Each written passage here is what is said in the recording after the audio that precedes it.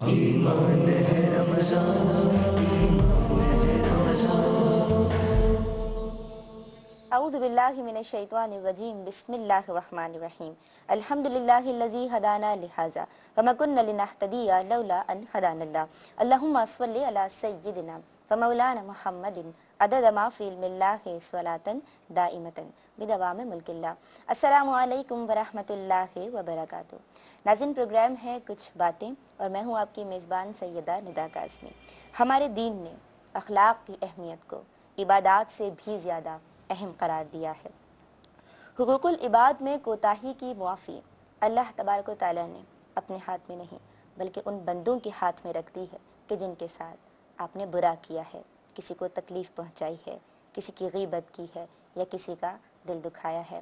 فرمان عالی شان، فرمان محمد مصطفیٰ صلی اللہ علیہ وآلہ وسلم ہے ناظرین کہ اگر تم نے اپنے مسلمان بھائی کے ساتھ کوئی ظلم کیا ہے، کوئی زیادتی کی ہے، تو اس دنیا میں ہی اس سے معافی طلب کر لے، کیونکہ اگر آخرت آ گئی اور تو نے اس سے معافی نہیں مانگی تو پھر وہاں تاوان ادا کرنے کے لیے تیرے پاس ڈالرز نہیں ہوں گے، درہم و دینار نہیں ہوں گے، روپیہ پیسہ کچھ بھی نہیں ہوگا، بلکہ صرف اعمال ہوں گے۔ تو اب یہ سوچ لینا چاہیے ناظرین کہ وہ اعمال کیا ہیں۔ اگر آپ کے پاس نیکیاں ہیں تو آپ کی نیکیاں کسی دوسرے کو دے دی جائیں گی، اور اگر نیکیاں بھی نہیں، اتنی زیادہ اگر ہم غریب ہو گئے ناظرین تو پھر دوسرے کے گناہ ہمارے نام کر دیے جائیں گے۔ یہی ایک اچھے سے میسج کے ساتھ آج کا پروگرام شروع کرتی ہوں۔ مہمان شخصیت کا تعارف کراتے چلوں، ایک ایسی شخصیت کہ جن کے سایہ شفقت کی میں ہمیشہ محتاج رہی ہوں، ہمیشہ طلبگار رہی ہوں۔ آج جب میں ان سے ملی ناظرین، ان کے گھر آ کے یہاں لاہور میں، تو مجھے اتنی اچھی فیل آ رہی ہے کہ میں آپ کو بتا نہیں سکتی۔ اردو کی بہت بڑی مصنفہ، عام زندگی کے مسائل کو جس اچھوتے اور جس منفرد انداز سے انہوں نے اپنی تحریروں میں، اپنے ڈراموں میں پیش کیا، وہ انہی کا خاصہ ہے۔ اور اگر ان کی اور زیادہ ان کی زندگی کے اوراق اگر میں اور زیادہ آپ کے سامنے پلٹنا شروع کروں ناظرین، تو میں بس اتنا ہی کہہ پاؤں گی ان کے لیے کہ جب لکھنے بیٹھتی ہیں تو قلم کچھ اس طرح سے رواں ہو جاتا ہے کہ لگتا ہے کہ کوئی تخلیق منظر عام پہ آ رہی ہے۔ ان کی تحریروں میں ناظرین، ان کے ڈراموں میں مٹی کی خوشبو محسوس ہوتی ہے۔ آئیے آپ کی ملاقات کرواتے ہیں محترمہ بانو قدسی آپا سے۔ السلام علیکم آپا۔ جی تیرے خوش ہے، وعلیکم اور ان السلام۔ کے ساتھ ان کے بیٹے جیسے ان سے بہت پیار کرتے ہیں اور آپا بھی ان سے بہت پیار کرتی ہیں، عدیل موجود ہیں۔ السلام علیکم آپا۔ یہ بتلائیے کہ آپ بچپن میں کیسی تھیں؟ بات یہ ہے کہ جب میں عام طور پہ اب دیکھتے ہیں کہ اب کوئی کسی انٹرویو میں شامل نہیں جی ہوتی، آپا ہاں جی، بالکل۔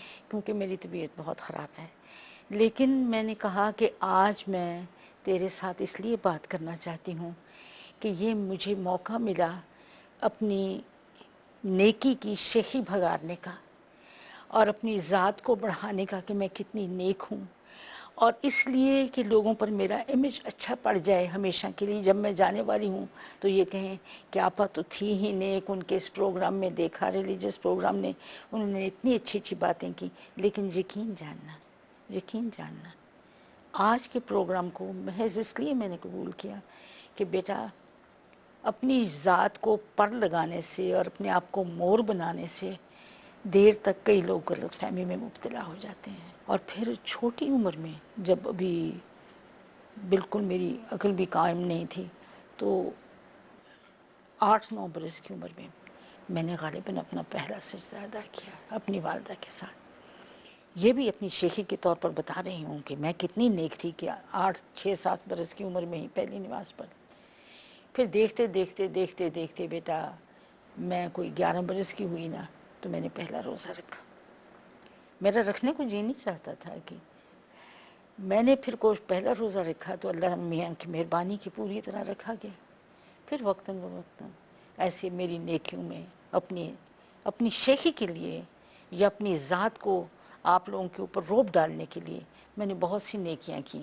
ان نیکیوں میں ایک یہ نیکی بھی شامل ہے، اس کا نام عدیل ہے، اور یہ میرے پاس چلاس سے آیا ہوا ہے، اور میرے پاس پچھلے 5-6 سال، آپ نے اس سے بھی تصدیق کر لیجئے گا۔ اس کے علاوہ یہ گھر کے فرد کی طرح ہی رہتا ہے، تو یہ میں نے اپنی نیکیوں میں آپ کو بتا دیا، ایک نیکی یہ شامل ہے۔ عدیل، آپ آپا کے حوالے سے کیا کہیں گے؟